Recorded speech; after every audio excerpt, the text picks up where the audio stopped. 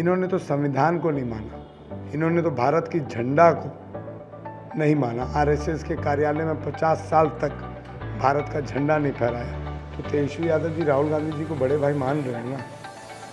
BJP का इतिहास क्या रहा है, जिसको बड़ा भाई मानते घुसते हैं ना, उसकी कब नीचे से टांग काट के खुद बड़ा भाई बन जाते हैं, उसको बौना बना देते हैं। उस पार्टी को ही नहीं पता चलता है। लालू जी और स्वर्गीय रामविलास पासवान जी एक साथ सदन में एनडीए के खिलाफ दहाड़ते। मैं समझता हूँ कि पूर्वजों का विचारधारा जो लेकर चलेगा वही सच्चे मायने में सही पुत्र कहलाएगा। और बिहार की जनता को ये अब यकीन ही नहीं, विश्वास हो चुका है कि बिहार में बदलाव होना। राहुल गांधी जी ने ये बताया कि चुनाव आयोग के नियमों को भी बदला गया। तो जनता ये जान चुकी है कि जनता के साथ कहीं ना कहीं छल हो रहा है, कि लोग एक साथ मिलकर इस जुमलेबाजी वाली सरकार को, इस निजीकरण करने वाली, भारत को निजीकरण की ओर ढकेलने वाली सरकार को लोग इससे उभारना चाहते हैं। 30 तारीख को आरा पहुंच रहे हैं राहुल गांधी, कुछ तरीके से पूरी तैयारी में। देखिए, तैयारी बस आरा में नहीं है। आपने पूरे वोटर अधिकार यात्रा के दरमियान देखा होगा जिस तरीके से हुजूम महागठबंधन, इंडिया गठबंधन के पीछे दीवाना हो रखा है। बिहार की जनता दीवानी हो रखी है और बिहार की जनता को ये अब यकीन ही नहीं, विश्वास हो चुका है कि बिहार में बदलाव होने जा रहा है। और जिस तरीके से उनके अधिकार को छीनने की साजिश रची गई और जिसका पर्दाफाश आदरणीय राहुल गांधी जी ने किया, चाहे उन्होंने कर्नाटका के एक सीट का हवाला दिया, चाहे वो अन्य महाराष्ट्र के लोकसभा चुनावों का हवाला दिया, लोग समझने लगे हैं कि कहीं ना कहीं 37% वाले सत्ता में हैं और बाद बाकी 100% से जो 37% को माइनस करिएगा वो लोग विपक्ष में बैठे हुए, तो कहीं ना कहीं तो झोल है। और इसीलिए शायद जनता की आवाज़ को दबाया जा रहा है। जिस तरीके से राहुल गांधी जी ने ये बताया कि चुनाव आयोग के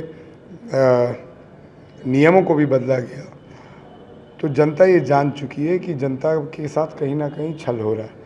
आने वाले समय में, मैं तो बस आज भोजपुर आया हूँ, उससे पहले 2 दिन आया था, नहीं तो पूरे दरमियान मैं यात्रा में ही था। लोग पागल हो चुके हैं राहुल गांधी जी के सादगी के पीछे, तेजस्वी यादव जी के संघर्ष के पीछे, मुकेश साहनी जी के निष्पक्षता के पीछे। मतलब मैं समझता हूँ कि लोग एक साथ मिलकर इस जुमलेबाजी वाली सरकार को, इस निजीकरण करने वाली, भारत को निजीकरण की ओर ढकेलने वाली सरकार को लोग इससे उभारना चाहते हैं। बिहार के जो डिप्टी सीएम हैं विजय सिन्हा, उन्होंने कहा है कि कांग्रेस और आरजेडी के लोग ऐसे नेताओं को शामिल कर रहे हैं जो भारत की संस्कृति को खराब करना चाहते हैं। भारत की संस्कृति को कौन खराब करते आया है वो किसी से छुपा हुआ नहीं है। हम पहले किसके खिलाफ में लड़ते थे? मुगलों के खिलाफ में सब एक होके लड़ते थे। हम किसके खिलाफ में लड़ते थे? अंग्रेज़ों के खिलाफ में सब एक होके लड़ते थे। भारत की संस्कृति किसने लिखी? हमारे पूर्वजों ने। वो पूर्वज कौन थे? महात्मा गांधी जी, सरदार वल्लभ भाई पटेल जी, मौलाना अब्दुल कलाम आज़ाद जी, आपको भीमराव अम्बेडकर जी, जवाहरलाल नेहरू जी। ये हमारी संस्कृति थी। उस संस्कृति का लोकार्पण कैसे हुआ? संविधान के मुताबिक। इन्होंने तो संविधान को नहीं माना, इन्होंने तो भारत की झंडा को नहीं माना। आरएसएस के कार्यालय में 50 साल तक भारत का झंडा नहीं फहराया। वो आज भारत की संस्कृति की बात करते हैं। यही कांग्रेस पार्टी है। जब बाबा साहब चुनाव लड़ने गए थे महाराष्ट्र में, तो कांग्रेस पार्टी बाबा साहब के हारने के बाद भी कांग्रेस पार्टी ने अपने विधायकों के द्वारा बाबा साहब को राज्यसभा चुनकर भेजने का काम किया था। तो ये विजय सिन्हा जी हों, बाद बाकी उनके अय्यर सहयोगी लोग हों, ये सब ना बताएं। ये लोग तो वो बोलते हैं कि जब तक हम नीतीश कुमार को नहीं हटाएंगे हम पगड़ी नहीं उतारेंगे। तो नीतीश कुमार को अपने ही माथा पे बैठा के और अपना ही पगड़ी छिलवा लेते हैं। जान नहीं सकते मैं किन की बात कर रहा हूँ।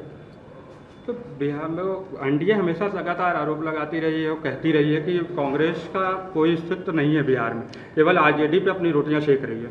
सर, हमारा अस्तित्व पूरे हिंदुस्तान में। और चलिए, अगर ये भी मानते हैं कि आरजेडी पे रोटी सीख रहे हैं, तो तेजस्वी यादव जी राहुल गांधी जी को बड़े भाई मान रहे हैं ना। बीजेपी का इतिहास क्या रहा है? जिसको बड़ा भाई मानते घुसते हैं ना, उसकी कब नीचे से टांग काट के खुद बड़ा भाई बन जाते हैं, उसको बौना बना देते हैं। उस पार्टी को ही नहीं पता चलता है। पता चल गया ना महाराष्ट्र में क्या हुआ। एक नाथ शिंदे को सहारा लेकर मुख्यमंत्री बनाए और फिर उन्हीं का टांग काट कर उनको डिप्टी सीएम बना दिए। तो ये तो इनका इतिहास है। बीजू पटनायक जी का क्या हुआ उड़ीसा में? उनको कब हटा दिए उन्हीं को नहीं पता चला। तो ये इतिहास है बीजेपी का। तो एनडीए सरकार के मंत्री हैं चिराग पासवान, वो तेजस्वी यादव को पिचगुल्लू कहते हैं कि कांग्रेस के पिचगुल्लू हैं वो।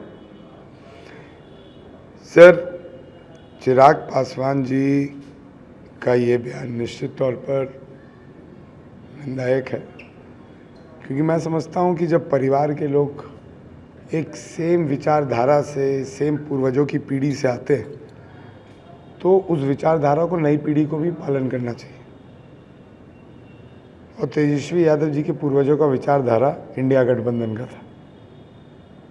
उनके पिताजी इंडिया गठबंधन के हिस्सा थे। लालू जी और स्वर्गीय रामविलास पासवान जी एक साथ सदन में एनडीए के खिलाफ दहाड़ते थे। तो मैं समझता हूँ कि पूर्वजों का विचारधारा जो लेकर चलेगा, वही सच्चे मायने में सही पुत्र कहलाएगा।